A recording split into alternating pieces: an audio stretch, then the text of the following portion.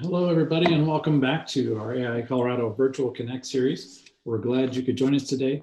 Today's session is sponsored by USI Insurance Services, and we want to thank them so much for their longstanding support over many years with AI Colorado for a variety of programs. Today's session is Architect Quiz. Do you know? Support for the health, safety, and welfare of your project and the public. It will be very interactive today. You'll receive one HSW learning unit for attending. And we ask you for two things. As usual, use the Q&A function on your Zoom screen, and we'll get to questions at the end. Or if you have something that needs clarity right at the time when we're addressing it, I'll be sure to interject that question in a timely manner. And also, you'll see the format has 20 questions and 20 answers.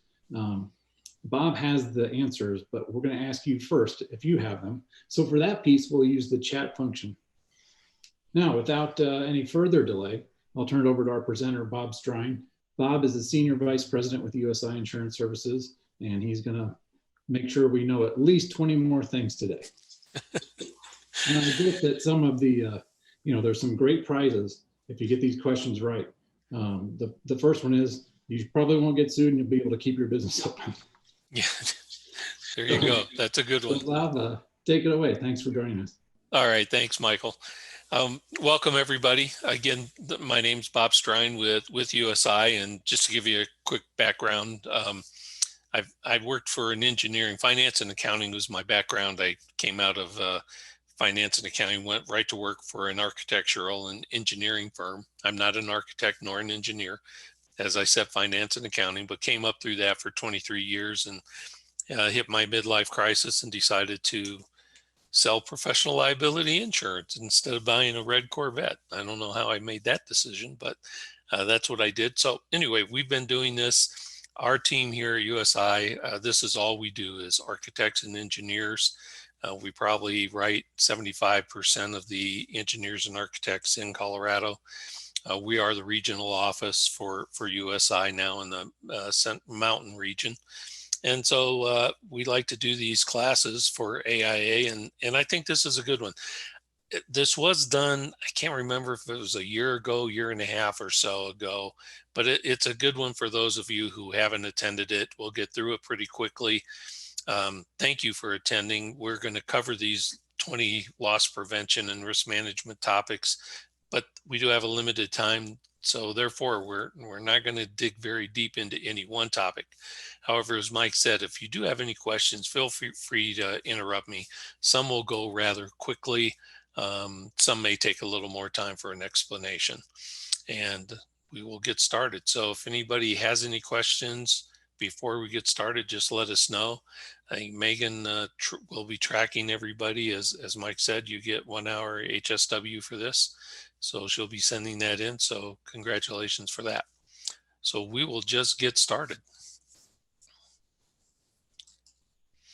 We're registered with AIA, so that's where you'll get your credit for and come from. So PLAN will be able to do that. PLAN is Professional Liability Agents Network, and they have agents across the nation. We are a PLAN agent. We belong to that group, and so they are very, again, professional liability, so they back AIA as well as the ACEC programs. All right, copyrighted material. We won't spend much time on that. Learning objectives. At the end of the program, I don't know if we really have learning objectives. I mean, there are 20 questions, but we want to just help you. And as Mike said, well, you'll know 20 more things. I think probably most of you already know all 20 of these items. What this really is a refresher. That's what I like to say is a lot of these things, if you're in business and doing this and you're successful, you're already implementing a lot of these strategies, you know about them.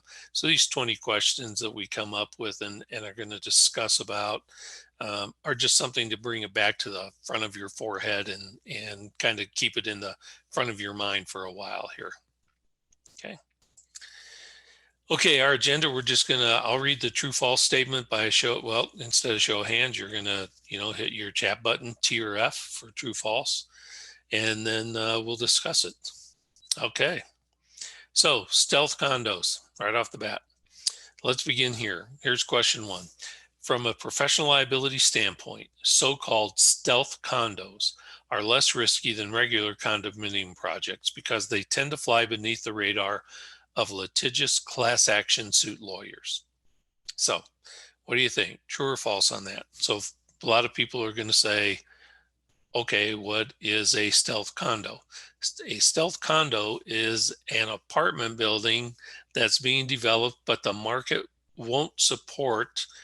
How do I want to say this? The market won't support sales condos, so they build apartments until the market comes back.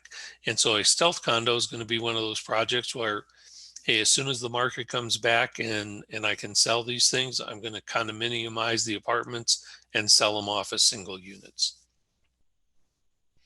Okay, so we've got a bunch of answers that came in, and let's go to our false. Yeah, so that question is false. Does it have less risk? No. A stealth condo results when the developer hires a designer for a purported apartment complex and its substantial completion converts it to a condo. Added liability from the homeowners association, no added fee. There we go.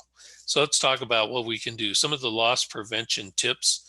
Now, I think what we really are going to say here, and through experience, because we've been dealing with condos, and I want to bring this up as an important question right off. Number one, condominiums, residential condominiums, continue to be the number one project type risk in the professional liability industry for architects and engineers. So residential condos, still a huge problem.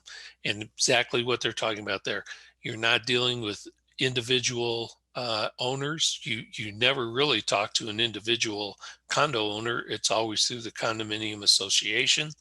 Typically, there's a lawyer that sits on the association board, and it's much different than an apartment complex. If you're a commercial company and you rent apartments and the door on 6D doesn't work, you want 6D fixed as quickly as possible, because every day you don't rent 6D, you're losing money. So you want 6D fixed. When that's an apartment building, that's a commercial property. When it becomes a condominium, I own 6D and I go down to the board and say, hey, my door on 6D doesn't work. You need to fix it. And so they look and they sit down, they go, well, we don't have the money to fix the door on 6D. And typically what happens is, when I say the lawyer sits on the association board, a lawyer's on there and says, well, if 6D doesn't work, probably none of the doors are going to work, and we don't have any money to fix the doors. So let's sue the design team to get money for all the doors to be fixed, even though they're not there. So even though the doors don't need to be fixed, a lawsuit may occur. And that's really the difference between a commercial project and this residential condo. And it's unfortunate, and I want to spend a little time on this one just because this is the number one project type risk. And I will say right up front, as the representative of the insurance world, we have trained these lawyers that they know, hey, bring a suit against the insurance carrier, because we have trained the lawyers that the insurance carrier will settle instead of wanting to go to trial and to not get out of it. So that's the biggest issue with stealth condos, condominiums in general, residential condominiums. Okay. All right, let's go to question number 2, standard of care. Excuse me. Committing to meet the prevailing standard of care in your contract is tantamount to giving your client an extended service guarantee. True or false? So hit your buttons there. So committing to meet the prevailing, so if you have the standard of care clause in your contract, it's tantamount to giving your client an extended service guarantee.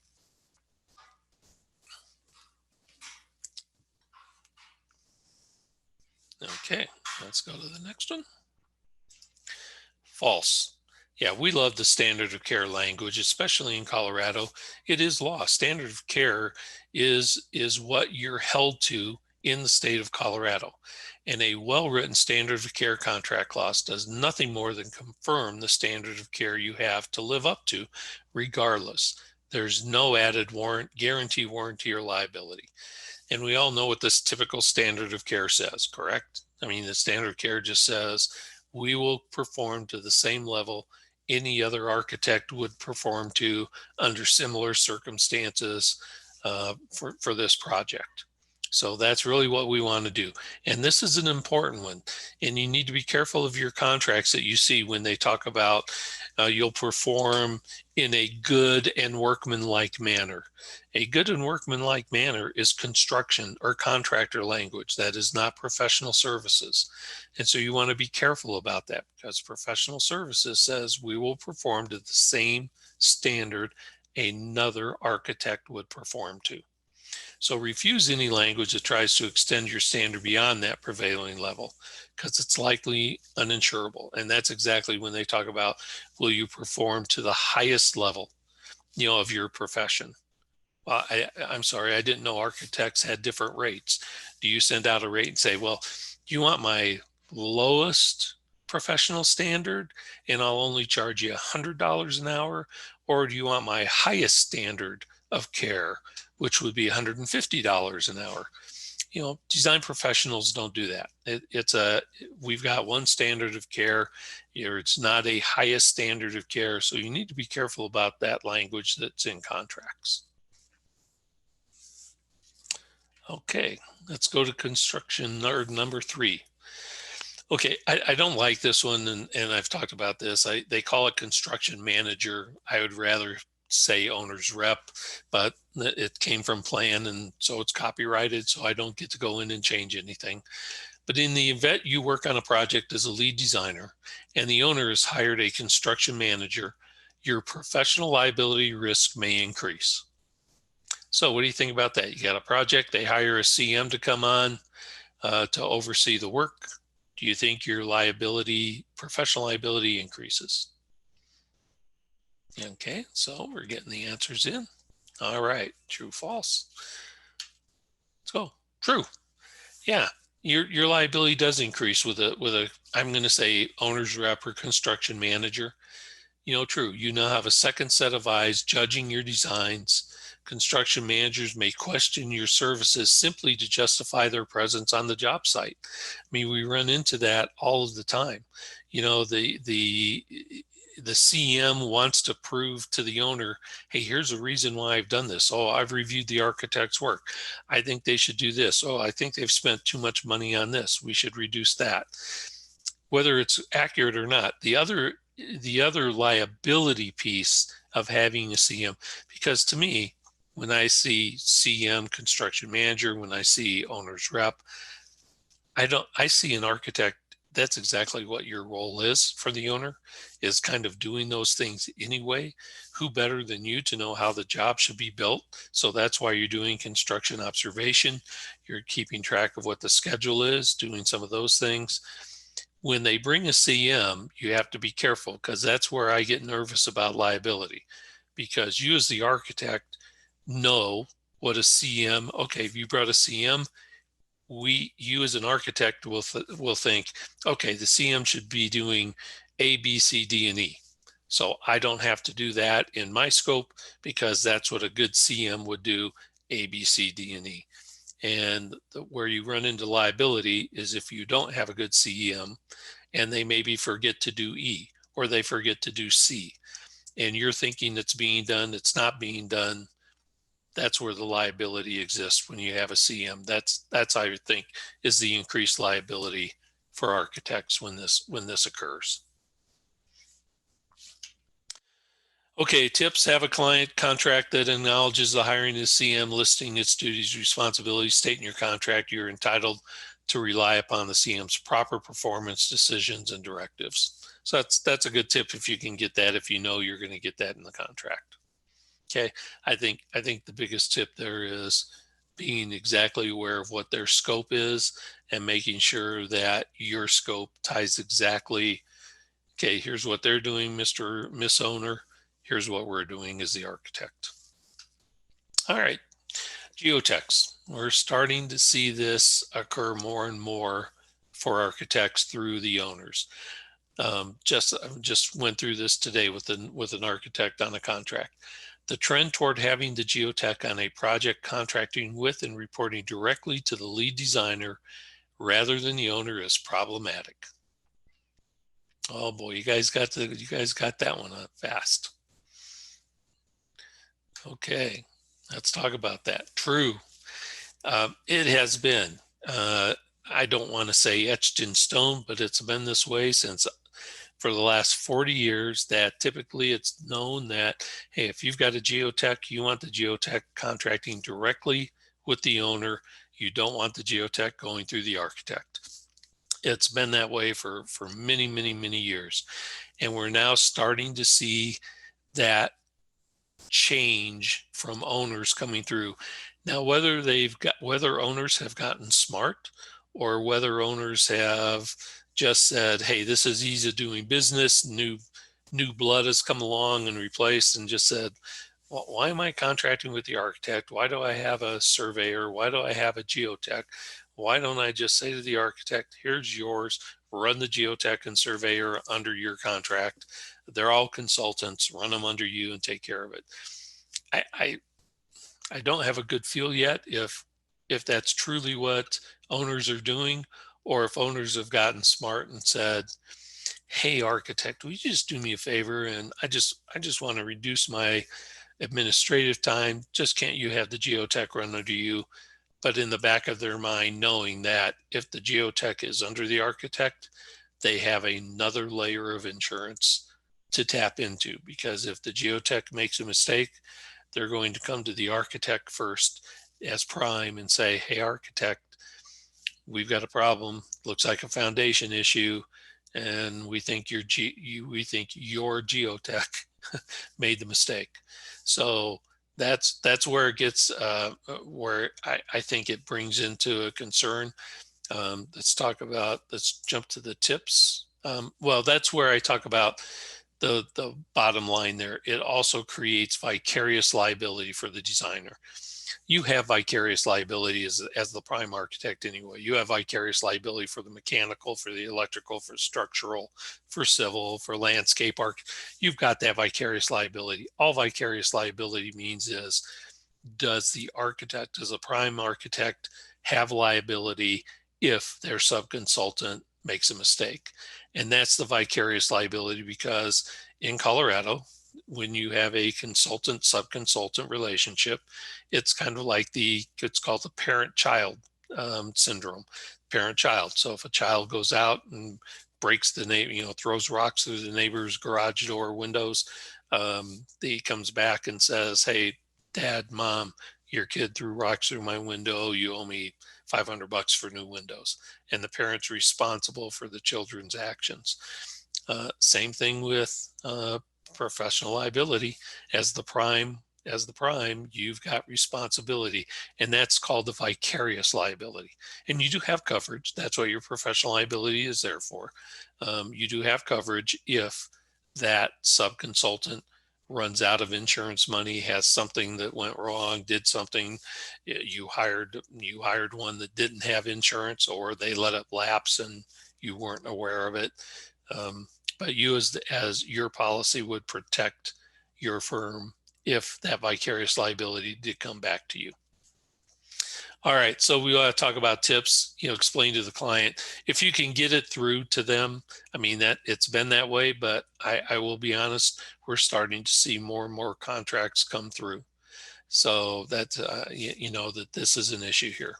And try to make it clear in your client contract that you're not responsible for geotech services and actions. So that would be one if they come back, and you would need an attorney, because we're not attorneys, so we can't provide legal advice, but you want an attorney help draft a clause that kind of says, hey, Mr. or Miss Client, we agree to run the geotech through our system as a professional courtesy to you. This is strictly an administrative procedure for us, the architect, and that you agree that you indemnify, defend, hold us harmless from any and all claims arising out of the geotext negligent acts, errors, or omissions. So you kind of want to try to get some language in there if you can do that. And it's just because the geotech, I mean, you can have a great project, but with the soils and things and the geotechs are out there so early. And the biggest issue with geotechs is soils and foundation. And those type of claims don't happen immediately. You may be 4 or 5, 6 years down the road from the project before foundation starts shifting, something happens, issues are there. And you really don't want to be responsible for the geotech if there's any way around it. That's now, do you have coverage for it? Yep, you do. I mean, you've got that vicarious liability. And all we're trying to do here is say, hey, how do we help you reduce some of your liability contractually? That's really what we're talking about here. Okay, let's go to the next one. Indemnities. It is acceptable to agree to a mutual indemnity agreement in your client contract. True or false? So throw your answer. So a mutual indemnity basically says, dear Mr. or Ms. Client, we agree to indemnify you, hold you harmless, and you as the owner or client agree to indemnify and hold us, the architect, harmless from any and all claims that occur. So is it acceptable to agree? So hit your true and false there and see how we do. Okay, so I actually like mutual indemnities. The answer is true there. As long as the indemnity is mutual and does not transfer to you uninsurable liabilities that rightfully belong to the client or others, it is acceptable. Yeah, I like a mutual indemnity. Let me just jump to what the tips are here. When we say mutual, don't look at the contract, and if it says, you, the architect, agree to indemnify, defend, and hold us harmless from any and all claims whatsoever in nature by whomsoever, whensoever they occur, and we, the client. And so some people look at that and they'll send me the contract and go, hey, Bob, would you look at this contract? We have a mutual indemnity and it's a knock for knock. They are indemnifying us for the exact same thing that we're indemnifying them for. Well, the issue becomes, the issue becomes who's going to really defend who and who's the claim going to actually come against. It's great to have a mutual indemnity, but how many times does somebody bring, or how many times does the client or do you have a claim come against you as the architect that is the client's fault, that you're going to have the client indemnify, defend, and hold you harmless? And how many times does a claim come against the client who then says, hey, architect, I think you're responsible for this. Here's our contract. So even though you've got a mutual indemnity, you need to make sure it's a good indemnity clause that doesn't have onerous language in it. Even though it's mutual, onerous language is still onerous language, and you're still not covered for some of that onerous language. So just because it's mutual doesn't mean it works. Okay. So that's the word on indemnities. All right. PL insurance, professional liability. It is acceptable to agree to a contractual clause that promises your client that you will maintain a certain level of professional liability insurance for the next 5 years. So what do you think? We're seeing that all the time. Client comes through and says, you agree to carry $1 million per claim, $1 million in the aggregate for the next 5 years, or for 5 years after substantial completion of the project, or worse, 5 years after the project is complete. So that's kind of one of those things. So what do we think? So we've got some answers that have come in. Okay. So answer on this one will be false. You cannot guarantee to a client that you'll be insured in the future. You only get, your typical policy is an annual policy. You get 1 year, or if you're a small firm, you may get 2 or 3 year policy, but typically nobody ever gives you a multi-year 4 or 5 year policy. So you don't want to guarantee to your client that you'll be insured in the future. The availability, affordability, professional liability is not a sure thing. We've been having a good ride for many years here. Professional liability has been easy to get. Pricing has stayed very steady. Not a lot of increases unless claims were involved, but now we're starting to see that market change. We're starting to see rates go up, things that are happening there. So we really want to really only commit to making a concerted effort to obtain PL coverage. So when we talk about that, here's kind of some of those, I guess what I call wiggle room words that we use. So instead of saying we guarantee to carry coverage for the next 5 years, we shall endeavor to. I like those words. We shall endeavor to carry insurance for the next 5 years. We can agree, or we say words like, we will send you a certificate of insurance for the next 5 years as long as we have insurance in place. So just be careful of that, of some of that language there. I mean, when I see some of that in a contract, that's really kind of what I call that salesperson or the insurance salesperson's dream. Here, that holy cow, you guys signed up for 5 years or 10 years of coverage. Wow, that's great, because when the market goes south and premiums quadruple and ABC company calls and says, Bob, we just can't afford insurance anymore. We're going to go bare for the next 2 years. And I'm going to say, well, wait a minute, didn't you contractually agree back in 2020 to carry insurance?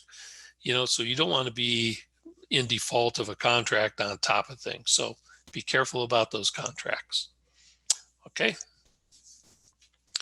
All right, let's go to question 7, interest. This is pretty straightforward. Imposing interest charges for late payments in your client contract should be avoided because it damages client relations. True or false? Okay, yep. I think this is pretty straightforward on this one. It's perfectly acceptable to charge clients an interest penalty. This has been going on for the 40 years I've ever been in business. It doesn't, clients don't look at you weird and say, oh my God, are you kidding me? No one's ever asked me to pay interest on a late payment. This is standard in the industry. So it's perfectly acceptable to charge clients an interest penalty.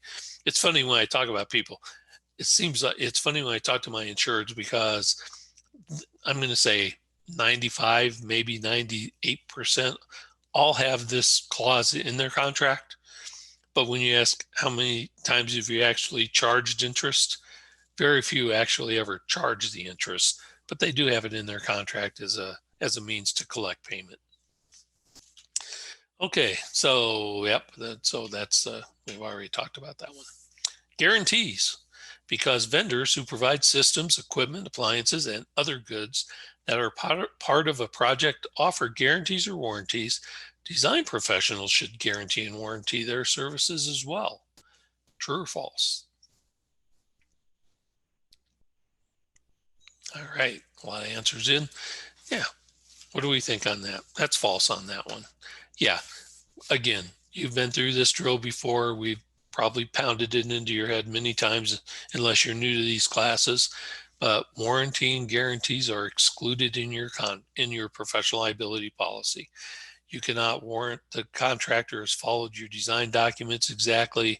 You can't guarantee that all codes and ordinances have been met. So, nor can you guarantee the work of your subs. I mean, it creates an uninsurable liability. If we go back to that standard of care, question number 2, will perform to the same level any other architect would perform to. It does not say we, the architect, will never make a mistake. It does not say we will produce a perfect set of drawings. And what is the definition of a perfect set of drawings? I mean, that's one of those things that you have to be careful on. So contractors love guarantee and warranty. And here's a big reason why. Contractors, general liability policy, which pays for damages, costs, expenses due to property damage or bodily injury. So if somebody builds a deck on the back of your house, a contractor builds a deck on the back of your house, you have a party, people fall off because the deck wasn't fastened right, whatever. No, I'm sorry. I got a better one. The marquee. You go into you design, you're a structural engineer, an architect, you design a marquee to go over somebody's front door of a commercial, and the marquee falls down and hurts people. So we run into an issue there. General contractor, your design's fine. The general contractor, what we run into for the general contractor is that his policy, general liability, will pay for the property damage. So if it fell on a car, they'll pay for the damage the marquee caused when it fell on cars or damaged the sidewalk. It'll pay to have the debris removed. It'll pay for if someone was under the marquee and got hurt. It'll pay for that. It does not pay for faulty construction. It does not pay to put the marquee back up. So that's where warranty and guarantees come into play for contractors, because they say, hey, after 1 year, it's your property, it's your issue. Something happens, not my problem. So yes, their policy would pay if they were charged for faulty construction. Their policy would, again, as I said, pay for the damages, but the owner of the building would have to pay to put the marquee back up or get a new one, whatever that is. Professional liability in your world, totally different. That's really one of the reasons why we don't like guarantee or warranties. Okay, and we've just talked about that, so I'm not going to worry about that one there. Privity of contract, we're starting to see this come back a little bit. Privity of contract, the concept that a contractual relationship is necessary to sue someone for economic losses, has been eroded as a legal theory. True or false? Now, I'm going to be honest, answer true or false, but I'm going to be honest with you that I don't like the way some of these questions, because when this says if you answer true, that means the rule for economic loss doesn't exist anymore. Well, that's not true. But I would say you would answer true if this question, so it depends how technical you want to get. If the question said has been eroded over time, or is being eroded over time as a legal theory, yes. And you have to remember, this is plan. So this is a nationwide. So even though, because Colorado still has a very strong economic loss rule, and to prove economic loss, you have to have a direct contract with the person that caused the loss. So which means a third party can come, so same, let's go back to the marquee and say that we had a design error in the marquee. The person could sue for medical bills.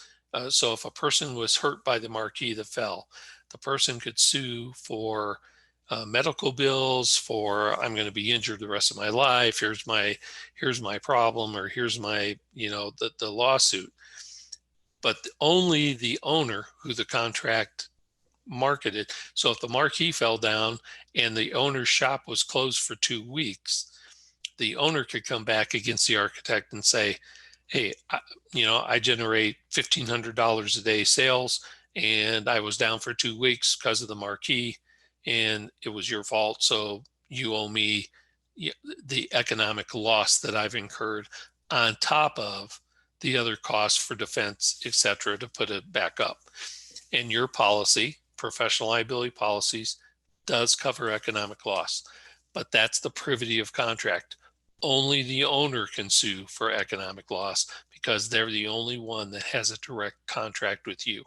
We had a big claim that showed up, I'm going to say maybe I can't remember, I lost track of time. I'll say 11 or 12 years ago, 2008, 2009. And it's called the Duffy case. And it was a third tier subcontractor to the contractor, third or fourth layer down, and tried to sue the architect for economic loss. And it was a big deal because the first court upheld the claim and said, yep, architect, you got to pay. And AIA, ACEC, NSPE, everybody got together, hired an attorney to write a friend of the court brief, and had the appellate court get that overturned. So that was a big deal. So economic loss rule still is good and strong in Colorado. Okay, true. So that's, again, some jurisdictions have ruled that contract between parties is not necessary, but in Colorado, that's not accurate. Okay, commissioning. Commissioning is an intrusion into a design professional's responsibilities and a gotcha exercise by overly demanding owners. What do you think on that one? True or false? Okay. Yeah, false. We see commissioning all the time. Commissioning, when properly applied, offers many benefits as an effective and objective quality control process. We like to suggest to the client that if you're going to use it, start at the very beginning of the project. Let's talk about the tips. We work to make commissioning a problem resolution exercise, not a blame game. We've got quite a few mechanicals that do commissioning now as a separate, they may not be doing the mechanical electrical, but they're hired to do the commissioning. Okay, next one, delay claims. Good one. Delay claims. Delay claims are among the most common types of demands made against parties to a construction project. True or false? That should be pretty straightforward on that one. Yeah, in a construction incident or issue, true. No one's immune from delay claims, not the architects, the design team, contractors, project owners. And when a party suffers the loss, time and money, you can tell, they want their money, and we need to be careful because we're starting to see an uptick in claims. Not so much an uptick in dollar amounts, so we're not seeing an uptick in severity. But with COVID occurring and it starting to come back, we are starting to see an uptick in the frequency of claims. Owners want to figure out, hey, I should file a claim. I need to figure out how I can get somebody else to pay some money for something. How do I get money out of somebody else? So again, biggest issue here, we want to talk about is on tips. That I think the bottom one there, point out the potential delays at the first sign of trouble. The earlier they are addressed, the quicker you can work toward getting the project on schedule. Okay. A lot of times we see, and one of the issues that we see as a broker that we see from claims is you guys do a great job doing construction observation. You've got a good report. You talk about the things that need to be fixed and who needs to address them. And we talk about costs. But a lot of times what we really see is architects and engineers fail to address the schedule. So when something isn't done, we talk about, okay, we looked, contractors got to redo this, redo that. And we get the owner's buy off, make them aware of it. The owner says, yep, they've got to pull that out. But we don't talk about how it impacts the schedule a lot of times. So I just want to bring that up as a point to refresh, keep in the back of your head there. Should we be addressing schedule on our construction observation reports as well? Okay, BIM. This is a good one. With building information modeling BIM, where all parties to the project contribute to a common database housing all design information, the lead architect should retain ownership of the design throughout the construction process. True or false? So let's see some of your answers pop in there. Okay, so this is interesting because we do this for engineers and architects. And again, this is one of those questions that I don't like the way the question is worded. I think when we say, because when you read it, that last sentence there, the lead architect should retain ownership of the design throughout I've got an awful lot of engineers who go, I don't want the architect to own my drawings. They don't own my design. They don't own my documents. And I think this would be a better question if it's, should retain, I like the word instead of ownership, control. I think control makes it more, because a lot of people just see the word ownership and jump right to that. And I think the intent of this is, should the architect retain control of the design throughout the construction process? So we've got some answers, excuse me, which I say true. I do believe the architect, the prime architect, should control the BIM model. They should be housed in one place. There should be controls and policy procedures. How do we check it out? One entity's controlling the documents so that when, that's really the issues that we see. We don't really see, when CAD first came out, I believe this is how, when CAD first came out in the late 70s, early 80s, and oh my God, this is going to be the greatest thing in the world. And it's going to, what we're drafters going to do is going to put all the drafters out of business, and they were going to have to lose jobs, and because CAD was going to just take it over and do all this automatically. Everybody, all the engineers and architects were concerned about, hey, how do I protect myself contractually from this? What do we need to do? We really don't see claims from what I'm going to say, BIM. We don't see the claims from the information management system. Where we see the claims that come in from is somebody grabs the wrong drawing. The mechanical grabs a drawing, puts their ductwork in, and then the contractor starts building and says, hey, mechanical, what do we want to do here? You've got ductwork running through a 2 foot by a 4 foot square concrete beam. What are we going to do? And they go, well, how'd that get there? Well, we grabbed the wrong drawing. Structural made a change, somebody made a change, and the mechanical picked up the wrong drawing, an earlier drawing that didn't have the right drawing. That's really where we see some of the claims come from. Most of the claims that come out of BIM is really just the misuse of the drawings internally within the project.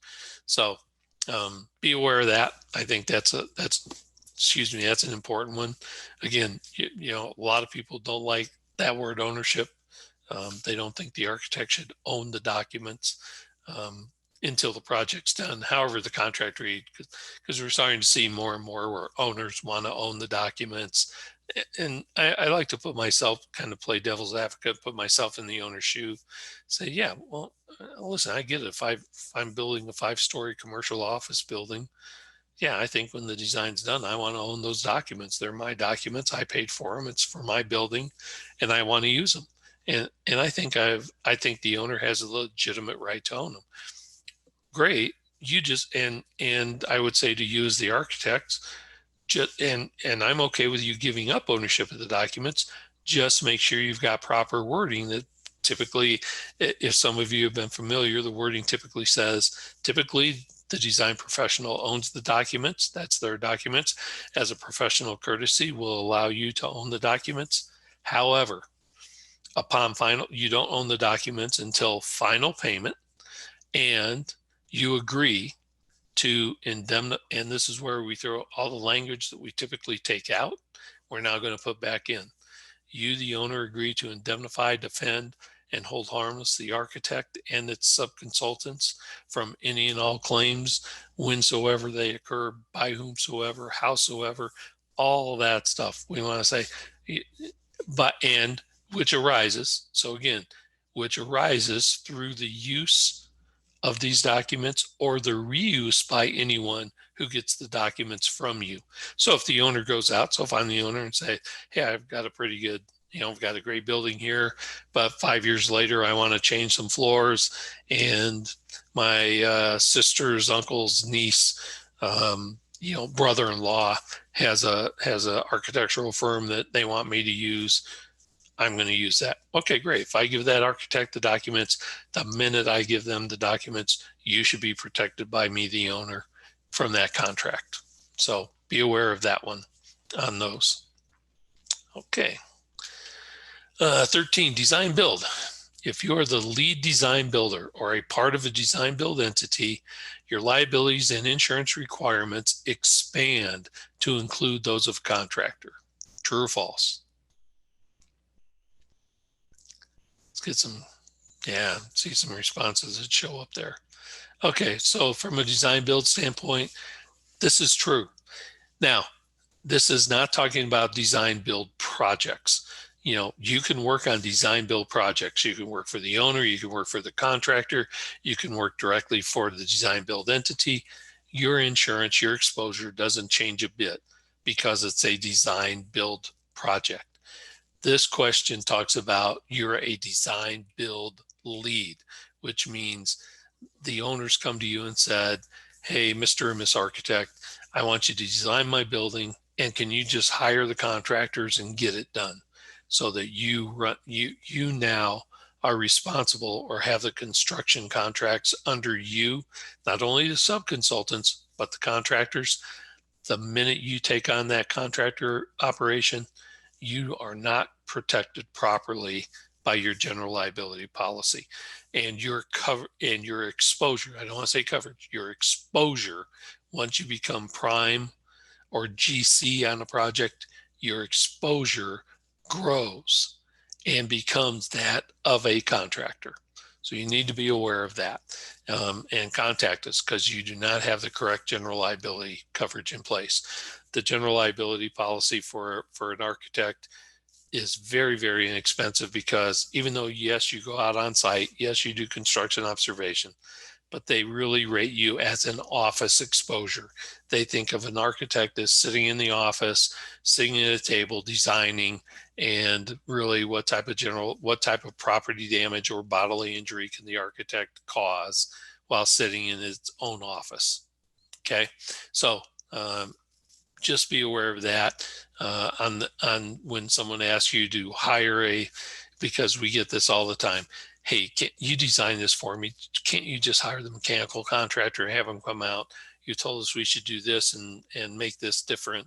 And can't you just hire the contractor to come out, change out the electrical panel? Can't you hire the contractor? Be very, very careful that because you do not have coverage for those type of exposures. All right. Yep, that's there. Fiduciary liability. This is another one that we're starting to see in contracts. Maybe not so much for you guys that we'll see. I don't know how much municipal work you guys do. Fiduciary liability does not apply in the absence of negligence. True or false? So fiduciary liability, the best I can explain fiduciary liability is more monetarily driven. Fiduciary liability, in fact, there's I don't know if it's Ameritrade or Fisher Price or whoever. Oh no, Fisher Price is toys. Sorry, Price Waterhouse, whoever the investment firms are that are out there. You'll see a commercial that comes out and says, "Oh, you should come to us because I'm a fiduciary." And do you know what that means? A fiduciary means I have to make the decision that's in your best interest, my client. So if the decision is in your best interest, that's my responsibility as a fiduciary. We are starting to see more and more contracts come through from municipalities. We're entering into this contract in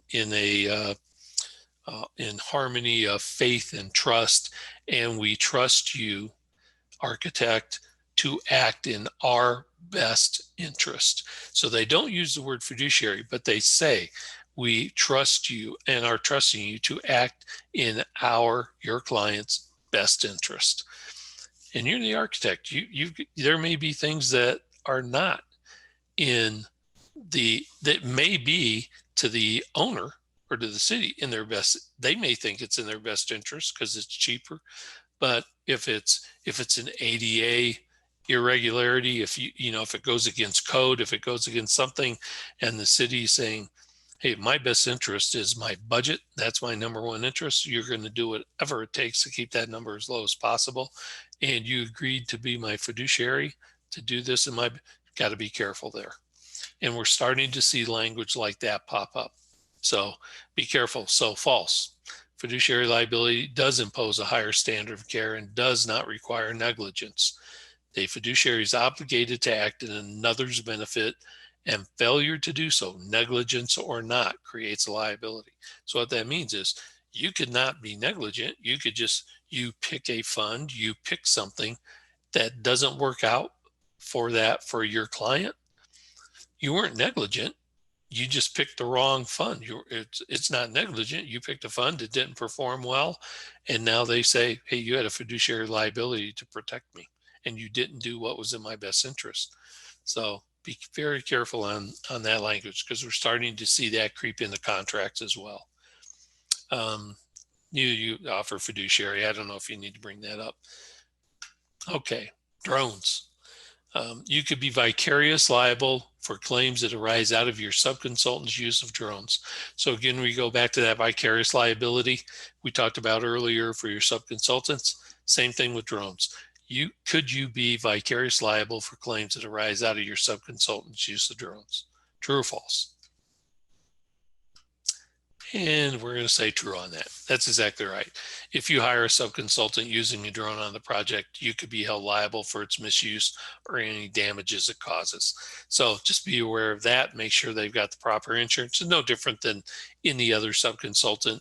If you're hiring, a civil or someone who uses a drone that you've hired to do something for you, you want to do, have a good subconsultant agreement in place and require all the proper insurance coverages, and we go from there. So, and ask your broker whether your PL and commercial provide drone coverage for vicarious liability.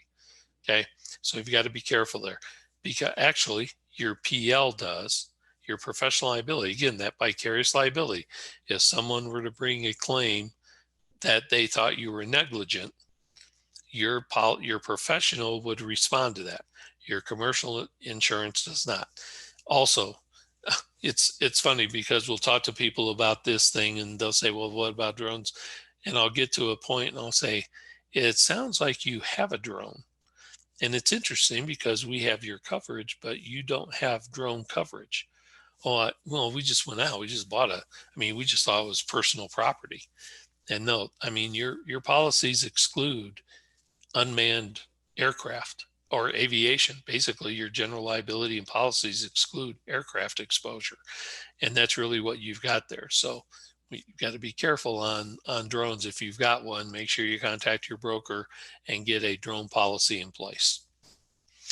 The other thing I'll just throw in real quick on drones, the biggest issue with drones, because we're not talking about people that are going out and buying, what I have seen to date, we're not talking about engineers or architects that are buying $35,000 or $40,000 drones that have an 8 or 10-foot wingspan that are doing they're buying this $800 to $1,500 drone. They slap the camera on the front. They're using it to do some surveying work. They use it to do some taller construction observation, to take pictures so they can see. The biggest area that we talk about the drone to be careful of is the privacy policy. The fact that somebody takes a picture of something, I'm not going to say construction related, but somebody wants to survey a transmission line and is flying over property and takes pictures and then posts the pictures on the internet, and some family shows up and says, because you missed it, but some family says, well, you took a picture of my kids playing in my backyard without my permission and put it on the internet. Now you got a problem. And those are big claims, I can tell you that. So be careful on the drones if you purchase them. Okay, question 16, insurance carriers.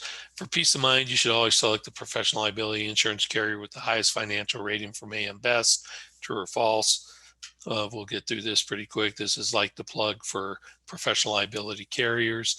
While strong financial rating is important, it's equally important to select a professional liability carrier who has years of positive history serving the needs of architects and engineers. All that means is that be careful of, there's people coming into this market all the time. There's probably more than 45 to 50 professional liability carriers in the market. RLI, which used to be a lens carrier, they did professional liability for contact lenses, decided to get into professional liability for engineers and architects.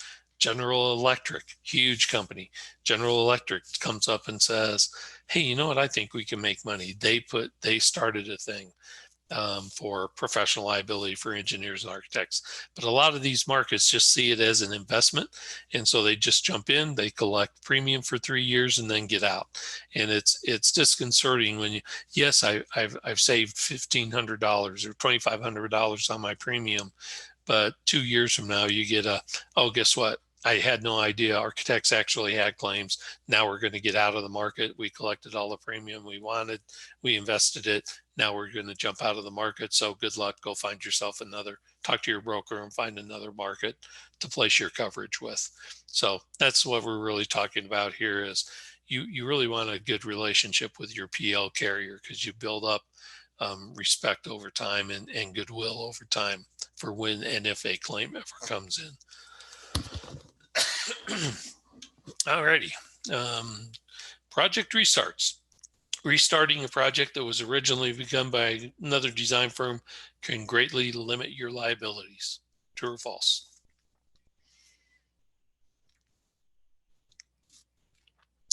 Yeah.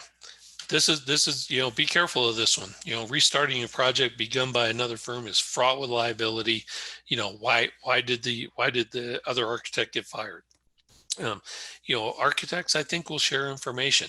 Talk, hey, you've been the architect for ABC company for the last 30 years. What happened?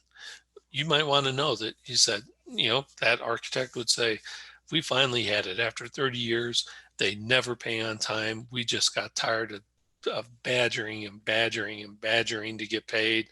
And then when we do get paid, it's only half of what they're owed. And, we should have fired them years ago. And thankfully they fired us first. And so we're done. Yeah, that would be good to know, if you're going to take over that project. Another thing is be careful when we talk about fraud with liability concerns.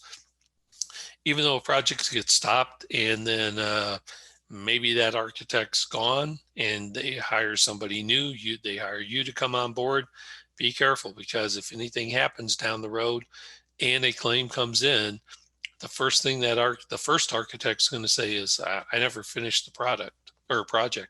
That's ABC, that's Bob's architecture firm, that they're who finished the project. And so they're responsible. I did nothing wrong. So you want to be careful. And you want to also be careful. It goes both ways. You also want to be careful if you get fired. Guess what? Sometimes they have personality conflicts occur all the time. And typically you don't have a good termination clause in an architectural contract that just says, hey, either party can just walk away on 7 or 10 days notice and just say, listen, it's just not working. I don't need a reason. The reason being, it's just not working for me. I want off the project. Typically, a lot of folks don't have that clause in there. So you need to be able to terminate. But if you do walk away from a job or the client fires you from a job, client doesn't like something, said the wrong thing, looked at him the wrong way, he misinterpreted a text and it's too late down the road, you get that hothead client that just flies off, reads that email, and there's no saving the project. Be careful because typically it's too late at that point to say, hey, listen, Mr. or Miss Client, if you're going to hire another architect, would you sign this addendum that says you agree to indemnify, defend, and hold us harmless from any and all claims since we're not finishing the project? Yeah, I think it's a little too late to get that one done at that time. So be aware of that for project restarts. Okay. Limitation liability. Limitation liability clauses continue to be upheld in court despite attempts by plaintiffs to overturn or circumvent them. True or false? Yeah, jump on that one. You guys should be all over that. True. Colorado's still a big believer in limitation liability clauses. The only time limitation liability doesn't work in Colorado is if it's on a residential project. Back in 2007, we passed the, I forget what it's called, Colorado Residential Act, CARA, I forget what it was called.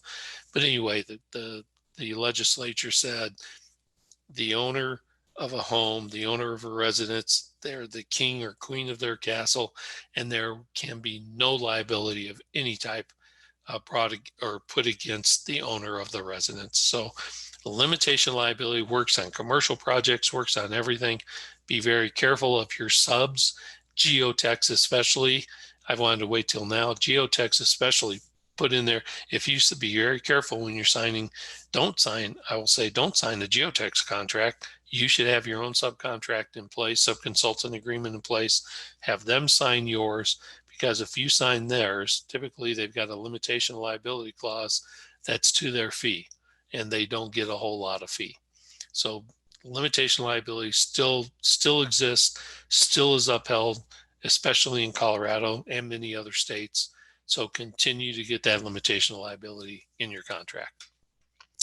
Okay, joint ventures. As a rule, each party to a joint venture assumes joint and several liability for the actions of the entire entity, regardless of which party made the error or omission. Good one to know. I don't know how many times, I don't know if I see architects a whole lot get into joint ventures, but joint ventures, true. That's exactly right. With a joint venture, you have joint and several liability, which means you as a joint venture partner take on the liability. So sometimes you'll hook up with a contractor and say, let's do the joint venture. I've got a claim right now. A firm hired, they were going to do the environmental design. They hired an environmental contractor to take care of the planting and all the things. And in the contract said planting works if, and I'll pick a number, if 70% of the plants survive the winter, then we're good. And of course, they plant them in October. They go through one of the worst winters we've had. They go out and count the plants in April or May and find out 60% made it, not 75. And so we've got to replant. And this is May, and the contractor, who is the joint venture partner, goes out of business, claims bankruptcy in January.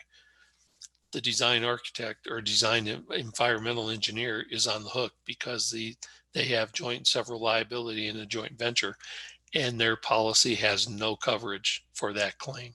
So that was a big hit to them. So be careful with joint ventures. Tip right there, pick them carefully. Okay, be aware of what's going on. Okay, 20, green design, last one, wrap it up here. Today, projects based on green or sustainable design are among the lowest risk available. True or false? You guys should be all over that one too. Are among the lowest risk available. Yeah, false on that. We're continuing to see this grow. New processes, material like those associated with the green design, invite errors and failures. So liabilities may increase initially, plus an owner's expected savings from energy efficiency. That should be efficiency, but they won't let me change that. May be overstated. So from that aspect, it's kind of one of those be careful. Biggest issue, and I'm going to be honest, I don't see a whole lot of claims from this green design things that are coming through. I will share my tip with you though on what I do see with owners reps. And the biggest area that I've seen it in the last several years has actually been environmental, which I know is in architecture, but we get an owner's rep that comes out and says, hey, I've got a new pond liner and it's the newest one on the market and it's great. And they put it in, everybody signs off, everybody buys off on it. And 2 years later, the pond liner fails. We now have an environmental issue, pollution incident occurring, and owner's rep is nowhere to be found. Manufacturer's out of business because the liners have been failing. And guess what? The design professional is left holding the bag because they're the one that signed off and spec'd it. So be careful of green design and the different things. Biggest thing we talk about is, they're coming up with new things all the time. The energy, put in this new type of glass that's going to reduce your energy cost. How do you really prove it at the end of the day? Some of those issues that come up. So make sure you manage your client expectations. Don't make unrealistic promises. Okay. And let's talk about it. So how'd you do on the quiz? Look at that. You guys, all 20 loss prevention aces. Look at that. So let's wrap it up. And so thank you for attending, and I'll take, so Mike, what do we do here? I'll turn it back over to you for questions. Yeah, thanks, Bob. That was great. Well, you've had all the questions, but we want to give people a chance before they sign off to ask any questions of you. Okay. So we invite you to use the Q&A function. If you have a question, we'll make sure that gets answered.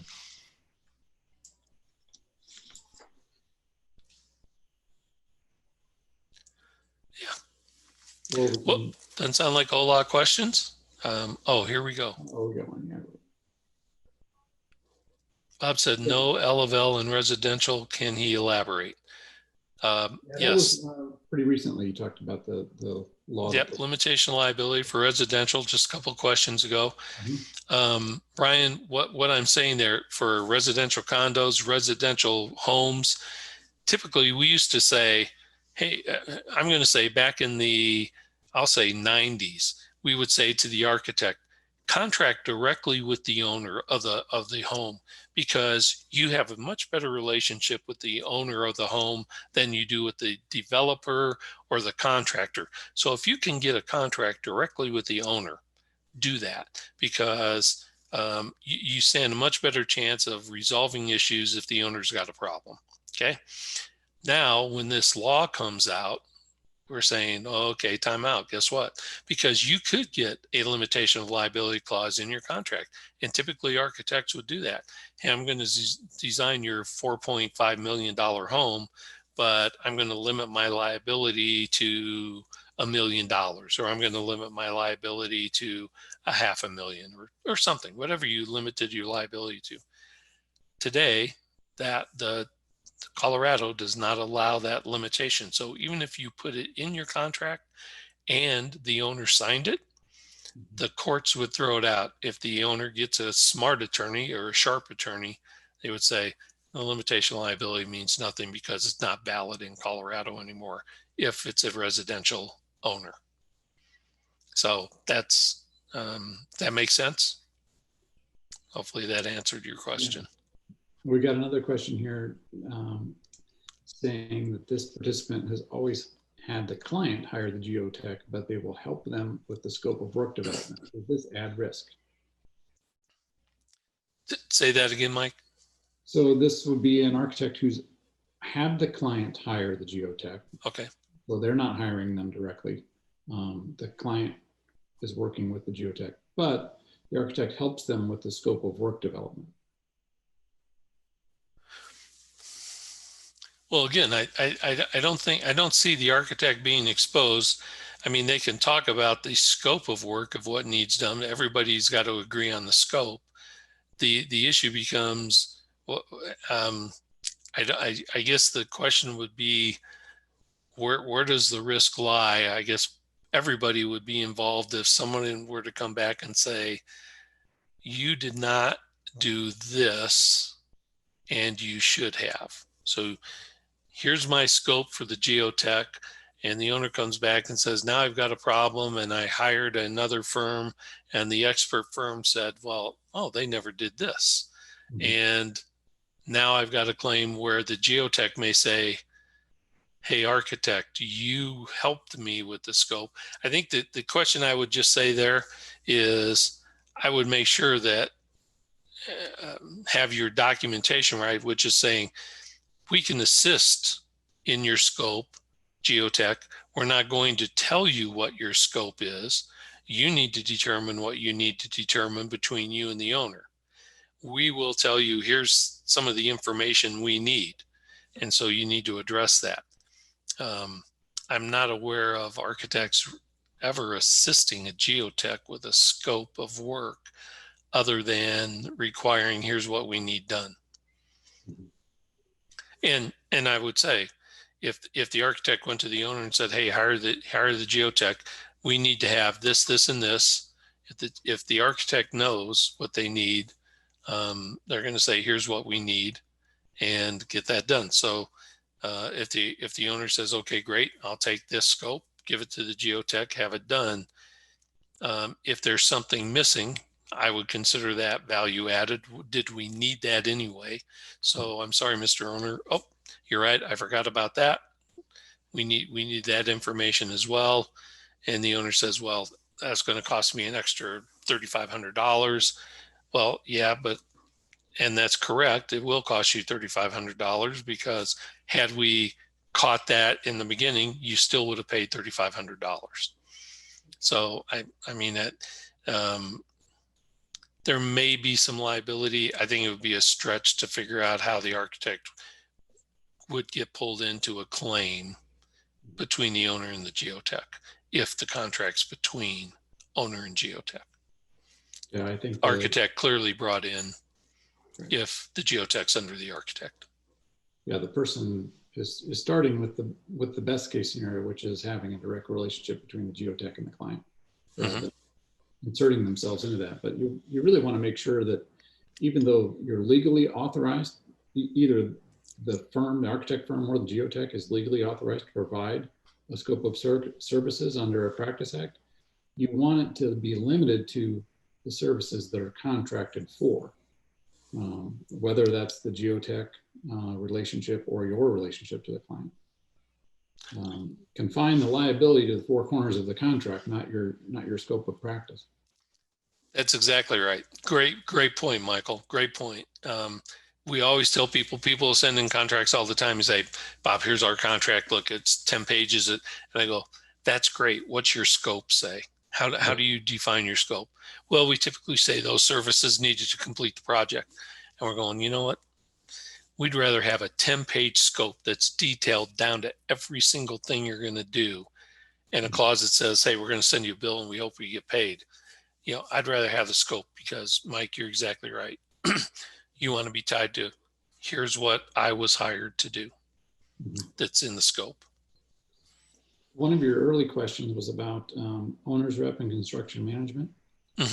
I've seen this on that vendor community's marketing materials where they say, if you hire us, you'll save money on your architecture fee or the architectural services. So I would caution against proving them right because they may tell the client they'll save money, but that does not absolve the architect of their responsibility to act in the interest of the owners. So if the most accurate way of saying it in my mind is the owner is duplicating the provision of services. They are not switching from the architect hat of responsibility to the owner's rep hat. I would agree, and I wish, because over the years, I mean, I've had so many architects say, Bob, how do you get this message to the owners? How do you get this to our clients? Yeah, I wish I knew, because we would be saying the same thing. To me, that owner's rep, that CM that comes in, that's exactly how they sell their services. I don't want to call them a hired gun, but they're almost looking for ways, and that's exactly what they say. Hey, I've been an architect for 30 years, and I'll be your owner's rep now, and I know what architects do, and I can save you money. Do they really? And I don't think so. Yeah, be careful not to trade away things that would help your design get built as the way you intend it. That's exactly right. As a construction manager. Because the state may say you're still responsible for that, regardless of whether there's a manager. That's true. Well, this was a great conversation and really terrific questions. And I think we might have had a few aces on the call today. So. Oh, good. Good. It's been very interactive. And Bob, it's not too late to get that Corvette. Oh, I'll let my wife decide that one. Yeah, not too late. Maybe when I retire. Yeah, that's right. Well, we appreciate your insight today, as always. Good. Great information for our practitioners out there to keep in mind as you go in successfully to a new year and to new contracts. And we thank you for the longtime support of USI for AIA Colorado's programs and services. Well, you bet. You've got a great group of members there, and we're pleased to represent them. It's just a great professional group of people, and we're Alfred and I talk about this all the time, how happy we are to represent architects. So that works for us. All right. Well, make sure to join us again for future virtual connects. We've just got a couple more for the rest of this year, so catch up on those. And if you happen, speaking of a program that USI supported, if you still need HSW learning units, we are today, in fact, we have reopened registration for the 2020 Practice and Design Conference. So you can get credits on demand by viewing those session recordings. So watch for that in the newsletter that comes out later today, and we'll see you next time. Thanks, everybody. All right. Thanks.